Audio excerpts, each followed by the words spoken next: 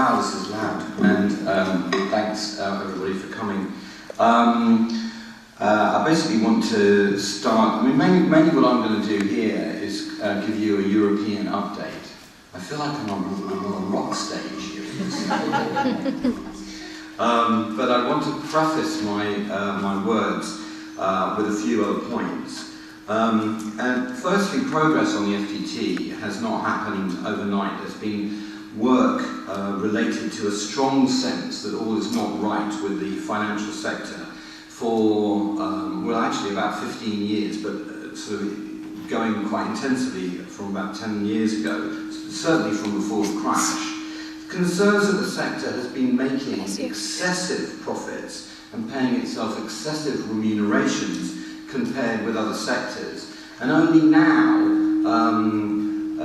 there are revelations such as with Michael Lewis's book Flash Boys. It's shedding some light on the fact through problems with high-frequency trading that authorities have got to intervene in one way or another. I gather that Heather, you're going to say something more about high-frequency trading.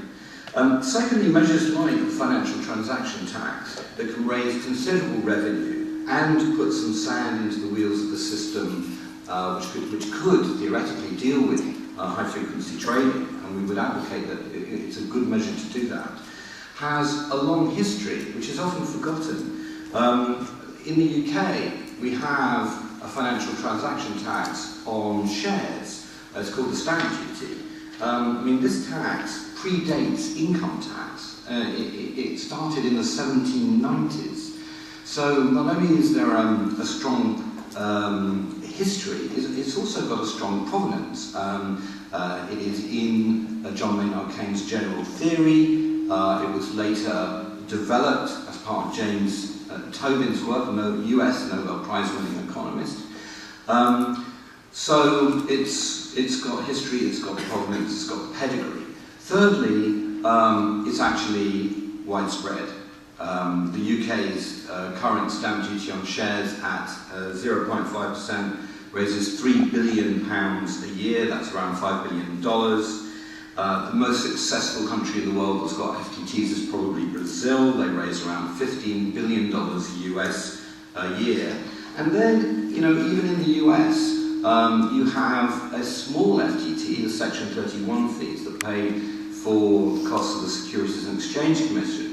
That's charged at a very small rate at 0.0021% on most securities transactions.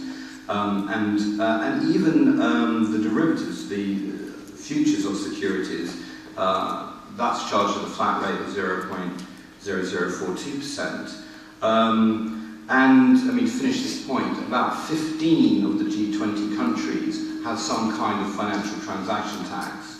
Now in Europe, there is a strong sense that lessons need to be learned from the financial crisis, and that the direction of travel post-crisis needs to be clearly to regulate this sector more and to tax it more.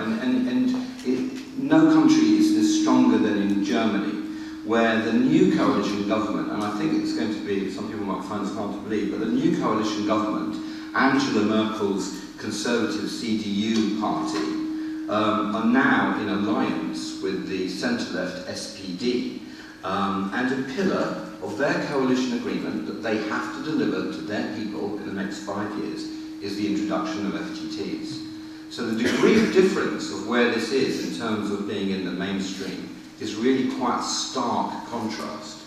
Now in Europe, the FTT therefore is not an issue of left and right. And you've got Rajoy's Spain, which is right-wing, is a right-wing Prime Minister, is in favour alongside France's socialist François Hollande. So, to the progress itself, in May of this year, 10 European countries, including Germany, France, Italy and Spain, representing nearly 90% of Eurozone GDP, have committed themselves to introducing FTTs in stages. And they're going to start with equities and some derivatives. And the stages are as follows. Actually, I've got a little briefing. I must remember to hand it out. Sarah must And that's briefing. It's a two-page briefing, but the stages of this. The 10 countries are in negotiations at the moment to finalise this first stage FTT by the end of the year, and that's under Italy's presidency, which ends at the end of December. During next year, 2015, the 10 countries would announce the taxation of assets agreed under Stage 1 in their budget. So each year, on at least one or two occasions through having the States, you will pass taxes, you will that end up being part of the actual budget of the country. They will have to do that during 2015, and then revenue will start to flow by January 2016. So it's happening in Europe. Now there are on Stage 1 we think the revenue would be between 10 and 20 billion euros per annum.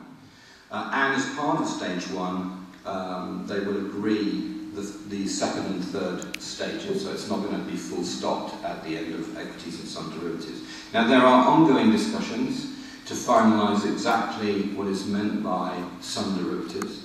We know that it will be equities and at least equity derivatives, but will it be further than that, such as credit derivatives, long-term interest rate derivatives? These are currently being discussed. They're also going to further be discussing the rate of the tax, and certainly we think that it won't be less than the UK's successful 0.5% rate. And that because they're using a counterparty principle, that's taxing both sides of the transaction, we think it would be 0.25% on each side of the transaction. So that's kind of the state of play at the moment, but I just have a few concluding remarks relating to the US context. Firstly, how popular is the FTT, or Robin Hood tax as it's often referred to in the press? It's polled strongly in the UK. About 80% of Labour voters are in favour, 70% Lib Dems, even 60% of Conservative voters are in favour. In Europe, especially in Germany, it's even more popular than that. In fact, Wolfgang Schäuble, the finance minister in Germany, has boosted his popularity through association with this proposal. So in the US context, would greater taxation of Wall Street be a popular measure? That obviously is something that needs to be finessed by people here and yourselves. Secondly, avoidance. A strong myth is that all countries need to apply the FTT or it will simply be avoided by relocating trades. This is nonsense. It is a myth, it is nonsense. There are at least 40 financial transaction taxes that have either been implemented permanently or temporarily over the last few decades, and every single one of them has been introduced unilaterally. And the key is design. Basically, you have to design it so that the geography of the trade is irrelevant. And a basic principle that is used is ownership. If you don't pay the tax, you won't own the asset that you bought, and therefore it's not worth taking that risk. That is a principle that is used in the UK stamp duty. And my last point connected to this, the UK stamp duty at 0.5% has not caused all trades to migrate. People have gone, oh, we can't trade on the London Stock Exchange because we're paying 0.5%. In fact, the London Stock Exchange is far from being a failure. It's one of the most successful, it's in the top 3 of the most successful stock exchanges in the world. And interestingly, about 50% of the tax paid comes from overseas investors. That means it works as an extraterritorial tax. The source of income, this source of income has operated for years. So extraterritorial earnings in this way are non-controversial, they are normal. And potentially, if the US was to adopt, it would be a large source of revenue from people who are not taxpayers normally in the US into the US Federal Reserve. So look, I think I'll leave it there. Thank you very much for listening and learning this subject.